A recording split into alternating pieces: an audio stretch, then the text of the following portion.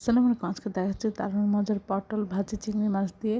আমরা প্রথমে তেলের মধ্যে পেঁয়াজ কাঁচামরিচ দিয়ে একটু ভেজে নিয়ে সামান্য একটু লবণ হলুদ মরিচের গুঁড়ো দিয়ে চিংড়ি মাছটা মাখিয়ে তেলে ভেজে নেব।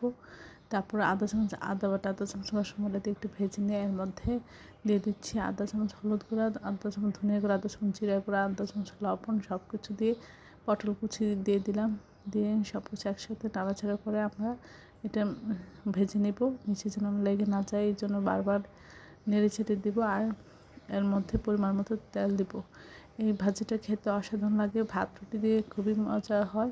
আশা করি এই রেসিপিটা বাসায় একবার হলেও ট্রাই করবেন, এটা খেতে অসাধারণ লাগে। সবাই আমার চ্যানেলটি লাইক এবং শেয়ার দেবেন, সাবস্ক্রাইব করবেন, প্রিয়জনকে বেশি বেশি করে শেয়ার দেবেন। আমার চ্যানেলে সব রকম রান্নার রেসিপি রয়েছে, আশা করি দেখবেন। আর এই মজাদার ভাজিগুলো বাসায় একবার হলেও ট্রাই করে আপনারা আপনাদের প্রিয়জনকে খাওয়াবেন, আশা করি অসাধারণ লাগবে, সবাই খুব পছন্দ।